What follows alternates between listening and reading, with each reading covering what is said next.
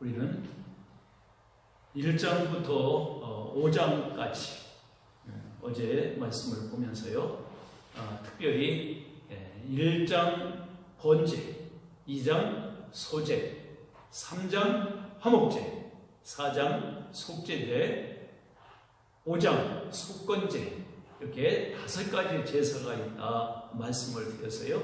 오늘 그런 모든 상황 속의 속건제가 사실 5장 14절 이하부터 사실 나오고 있죠.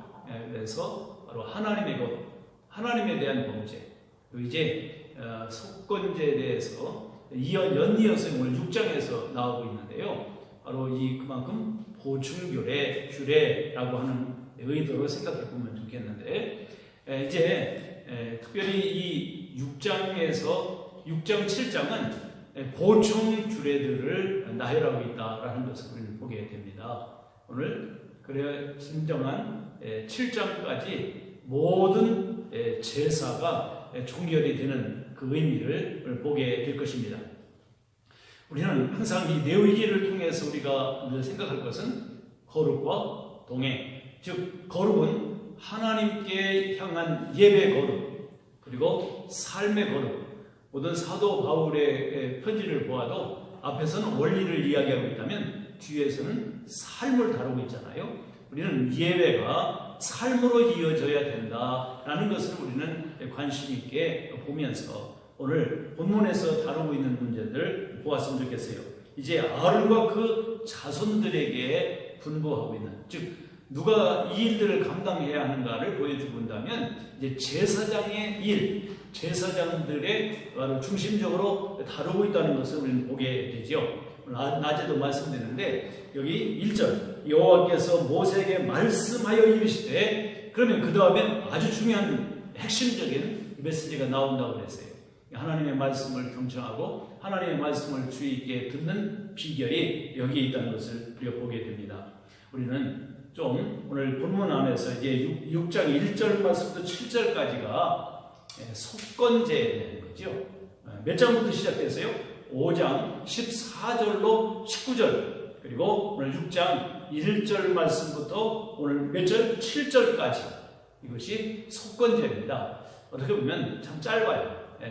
짧은 부분을 다루고 있습니다만은, 짧은 구절을 통해서 다루고 있습니다만은 이것이 얼마나 우리에게 중요한 거면 삶의, 즉 성화의 삶이 어떤 것인가를 잘 묘사하고 있다는 것을 보게 돼요. 첫째, 5장 14절로 16절을 통해서 보면 하나님께 범죄하는 것입니다. 사실은요, 이제 14절로 19절을 전체를 보면 두 부분으로 나눌 수 있어요. 첫 번째 부분은 하나님 여호와의 성물에 대한 범죄. 하나님의 성물이 어떤 것들이 있어요? 바로 이 하나님의 성전에 있는 기구들이라든지 어떤 제물들이라든지 이런 것 섣불리 자기들이 가져갔다든지 이런 것들은 바로 하나님 앞에 바로 그 제사를 드리고 그리고 배상을 해야 한다라는 것을 말씀했어요. 그 다음에 두 번째, 하나님께 대해서 첫 번째는 성물에 대한 범죄, 그리고 두 번째는 계명에 대한 범죄. 이런 것들은 반드시 우리가 하나님 앞에서 범죄를 어겼을 때, 계명을 어겼을 때, 범죄했을 때, 그때 반드시 하나님께도 배상을 드려야 된다. 그렇게 함으로 말미암아 하나님과 우리 사이에 섭섭한 하나님께, 또 어떻게 보면 하나님은 위로를 받으시겠습니까마는 그만큼 배상을 통해서 우리는 하나님께도 그리고 우리는 사람에게도 그런 배상의 원리를 자행해야 한다라는 것을 보게 되죠.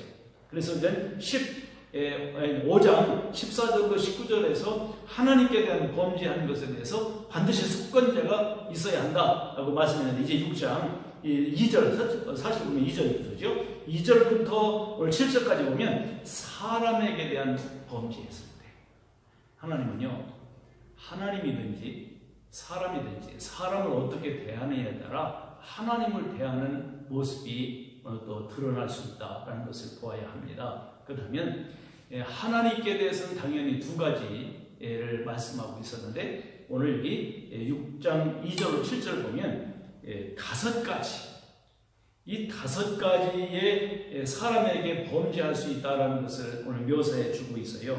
그러니까 하나님께 범죄해도 속건제를 드리고 배상을 해야 돼요. 또 이 사람에게 범죄했다면, 사람을 해코지하고 사람에게 피해를 줬다면 거기에 대한 응분에 무엇을요? 바로 이 대가 배상을 해줄 수 있어야 한다라는 것을 보게 됩니다. 하나님 말하면 하나님께 범죄하는 것 못지않게 사람에게 범죄하는 것도요, 하나님께 대한 신실하지 못하는 거예요. 여러분들, 요셉이 포디발의 아내가 요셉을 꼬드길 때 요셉이 했던 얘기 알잖아요. 내가 어떻게 하나님과 사람에게 득죄할리까? 그렇죠.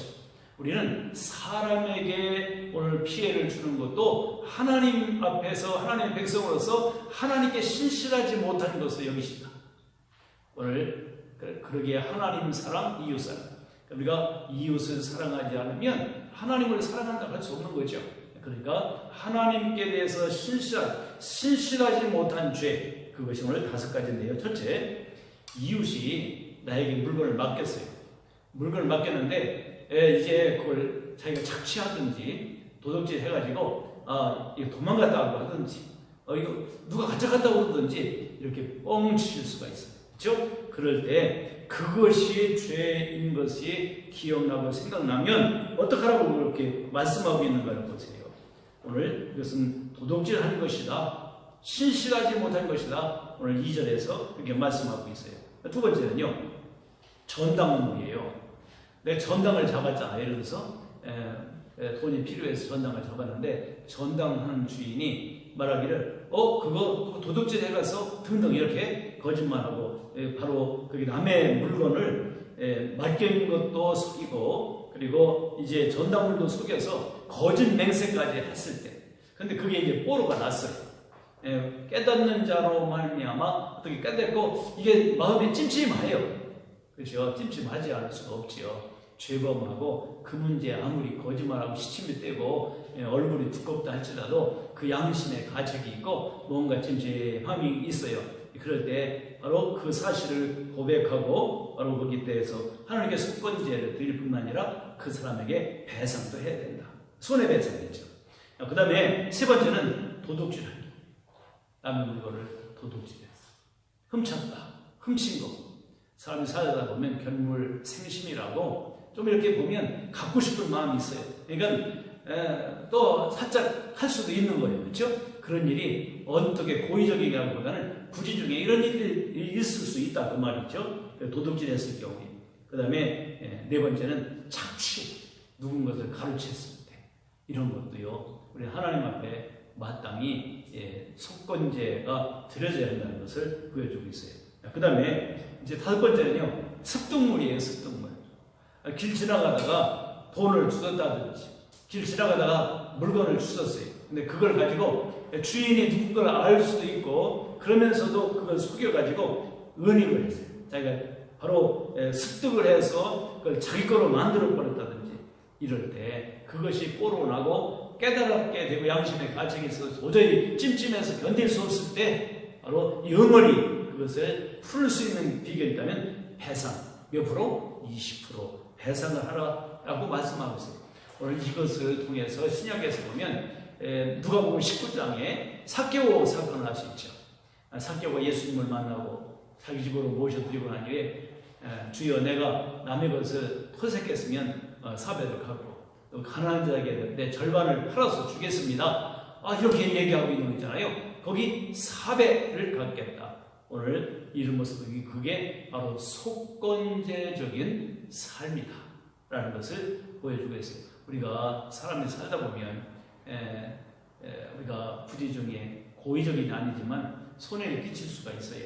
아니 길 가다가 물건을 주워 습득했는데 그거 가진데 누가 뭐라고 그러겠어요? 바로 그렇다면 주인이 있다면 주인이 찾아줘야 되고 바로 그것이 양심의 나중에 가책에 대해서 내가 은닉했다든지 내가 도용해서 만들었다든지 이렇게 하면 그것에 대한 하나님 앞에서 신실하지 못하니까 속건제가 드려져야 한다라는 것을 보게 됩니다. 예수님도요. 우리가 아직 죄인이었을 때 우리가 연약할 때 우리가 바로 이 약할 때 바로 하나님께서 원수 되었을 때 때 우리가 십자가를 지심으로 말미암아 속건제적인 삶을 이루셨어요.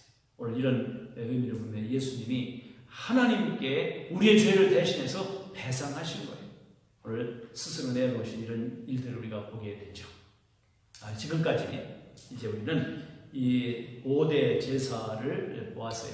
근데 이제 오늘 본문 이제 8절부터 보면 또 여호와께서 모세에게 말씀하여 이르시되, 이게 계속 나와요. 말씀하여 이르시되, 또 몇 절 19절에도 또 여호와께서 모세에게 말씀하여 이르시되, 24절에도 또 여호와께서 말씀하여 이르시되, 또 계속 이렇게 나오고요. 6장 7장에 가서도 또 이런 말씀이 나오고 있다는 것을 보게 돼요.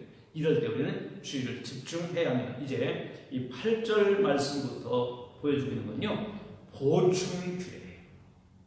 이 앞에서 대략적으로 얘기했는데 이제 구체적으로, 그러니까 어떻게 보면 이 보충규례는 제사 헌제자에게 말씀하고 있다는 것보다는 그것을 집행하고 하나님 앞에 속죄하고 바로 이 제사함을 선언해야 된 제사장들에게 주신 규례다, 이렇게 보시면 좋겠어요.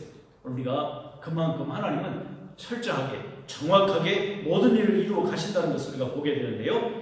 그러면 이제 8절 말씀부터 우리가 보면 어떤 의미가 있냐면 번제에 대한 보충규례, 그리고 14절에 보면 소제에 대한 보충규례, 그 19장 소제에 대한 두 번째 보충규례, 그러면 24절에 보면 속죄제의 보충규례. 그러면요, 남은 게 뭐예요? 속건제하고 화목제가 남았죠. 그거는 7장 내일 나오게 됩니다. 오늘 이런 것들을 우리가 관심 있게 보면서, 사실은 1장부터 5장까지 제사의 순서가 어떻게 나열되어 있었어요? 번제, 소제, 화목제, 속죄제, 속건제. 여기 5가지잖아요. 그러니까 번, 소, 화, 속소. 그런데 속소, 그러니까 좀 이해하니까 죄, 건, 이렇게. 여러분들, 그러면 5가지의 제사가 순서대로 이렇게 나와 있어요. 그러니까 앞에서 번제, 소제, 화목제는 자원하려 드리는 제사, 그리고 속죄제와 속건제는 의무적인 제사.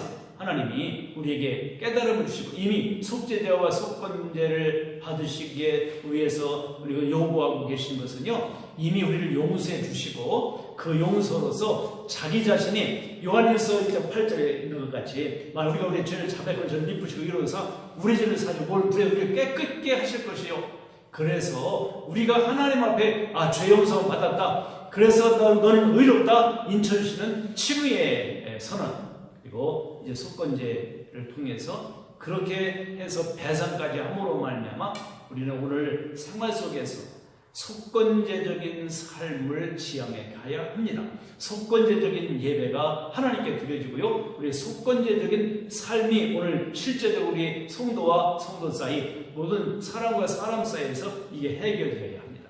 그래서 원한 들을 만한 일이 있거든 먼저 가서 사화하고 와서 내게 예물을 드려라 라고 말씀하고 계신 의미를 보면 이게 속건제적인 삶의 의미가 된다는 것을 보여주고 있어요. 그렇다면 이제 제사의 종류의 5가지를 우리가 번, 소, 화, 속건, 속죄, 속건 이렇게 됐는데, 이제 보충규례는요 좀 순서가 다르네요. 번, 소, 속죄제, 속건제, 화목제가 맨 뒤에 있습니다. 왜 그럴까? 이거는요, 제사의 빈번도에 따라서 말씀하고 있다라는 것을 우리가 보게 되는데, 오늘 그러면서 이제 소제와 속건제가 오늘 자연스럽게 보충규례에서 이제 연결되고 있다면, 이제 특별히 강조하고 있는 부분이세요. 방법에 있어서 제단불을 꺼지지 않게 하라. 계속해서 제단불을 꺼지지 않게 하라. 꺼지지 않게 하라. 꺼지지 않게 하라. 오늘 여기 특별히 이 번제를 할 때 그렇게 말씀하고 있어요. 몇 번 나온 거예요? 한번 보세요. 9절에서도 제단의 불이 위에서 꺼지지 않게 할 것이고, 10절에도 제단의 불이 어떻게 해요? 태운 번제의 죄를 가져다가 하고 나서 그 뒤에 또 설명하는 것을 또 꺼지지 않게 하라 12절에도 말씀하고 있어요. 그리고 13절에도 불을 끊임없이 제단에서 피워 꺼지지 않게 할 것이다. 이게 참 중요해요. 이 원리가요, 앞으로 10장에 가서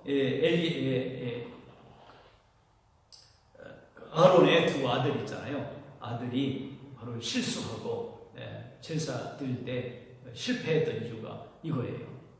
꺼지지 않게 하라. 꺼지지 않게 하라.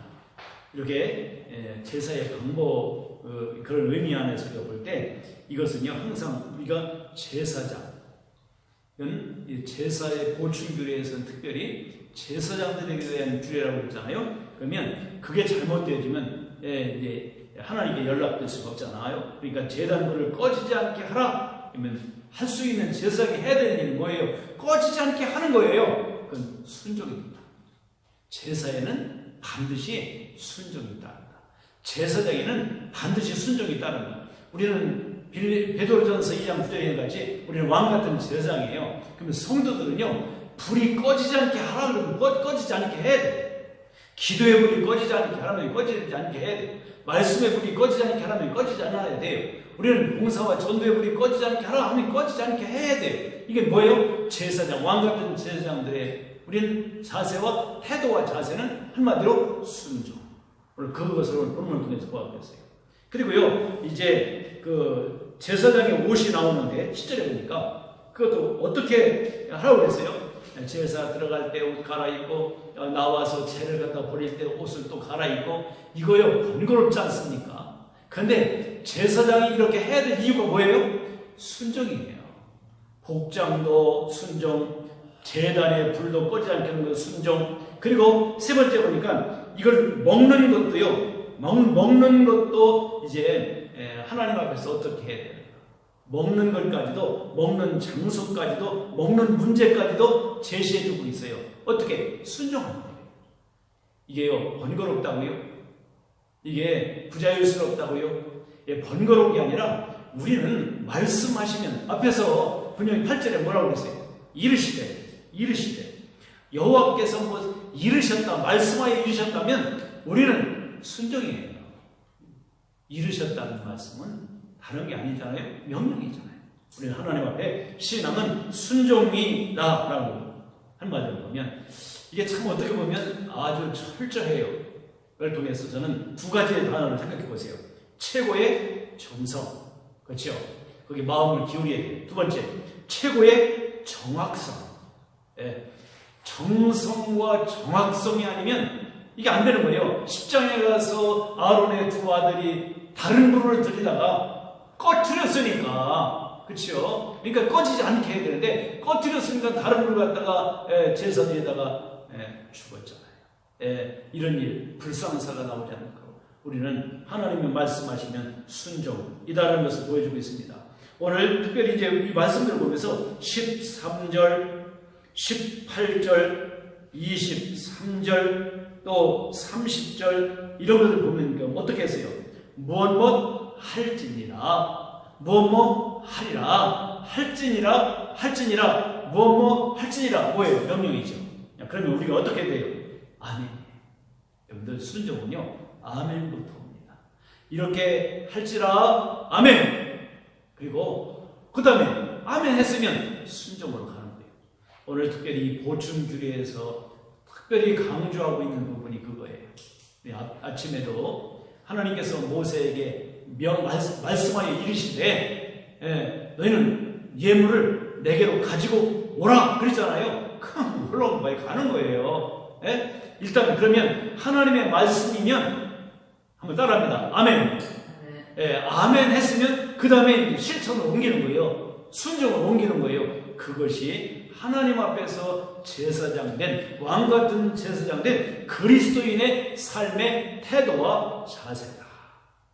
그러니까요, 중요한 게 그거예요. 제사장은요, 먼저 제물을 드리는 삶이 돼야 돼요. 예배 인도자는요, 예배 도우미는요, 내가 먼저 예배자가 돼야 돼요. 십자가의 전달자는 내가 먼저 십자가의 은혜를 내가 먼저 공유하고 경험해야 돼요. 이게 참 중요한 거예요. 우리는 이와 같이 제사장으로서의 제사를 돕는 도우미로서 먼저 우리가 구분하고 우리가 세워가야 할 의미가 바로 거기에 있다. 그러면 하나님 앞에서 제사장으로서의 그와 같은 제사장 그리스도인으로서의 제사 방법을 생각해 본다면 아멘 그리고 순종이에요. 그리고 또 한 가지는요, 겸허함, 겸비예요. 이게 없으면 하나님 앞에서 우리가 어떻게 여기 옷을 받고 입고 들어가고 제사드릴 때 들어가는 이 옷을 입는 거 입고 나와서 또 갈아입는 옷이 있고 재를 버리러 갈 때 입는 옷이 있고 이게 번거로울 거예요. 그러니까 우리는 예배자부터 되어야 예배의 도우미가 될 수 있어요. 이 제사장들은 분명히 제사의 도우미잖아요. 그렇다면 먼저 자신들이 제사를 드려야 된다. 히브리서에서도 바로 이 먼저 제사장은 먼저 자기가 먼저 제물을 드리고 제사하고 다른 사람의 제사를 돕는 일을 해야 한다는 거예요. 그리고요, 예배자들, 찬양 인도자들이나 우리는 교회 와서 대표 기도하는 분들이나 다 예배자거든요.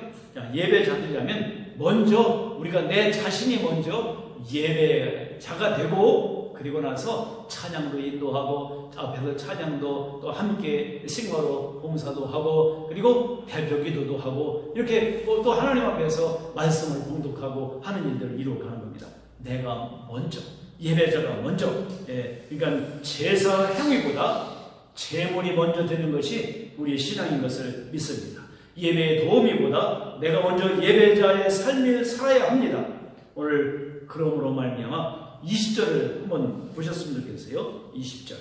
아론과 그 자손이 기름 부음 받은 날에, 이 날에다가요, 날부터 라고 이렇게. 왜? 우리는 하나님께서 지명하시고 부르시고 내게 성령의 기름을 부으시고 내게 직임을 딱 주신 그 시간부터 철저하게 아멘 그리고 순종으로 이어질 수 있는 우리 삶이 되어야 돼요. 이게 예배자의 삶입니다. 오늘 주어진 일들을 보면서 오늘 하나님께서 이 첫 번째 번제에 대해서 두 번째 소제에 대해서 오늘 계속 말씀하고 있고요. 25절에서 이제 속죄죄에 대해서도 말씀하고 있어요. 이 25절부터 이게 속죄죄고 이제 7장 내일부터는요 속건제와 화목제에 대해서 화목제도요 5가지에 계속해서 말씀하고 계신 것을 우리가 보게 되는데 우리는 이와 같이 무엇을 말씀하고 있느냐면 제헌제자가 아닌 헌제도 마땅히 자기가 예배하는 자로 예배해서 준비를 해야 되지만 오늘 여기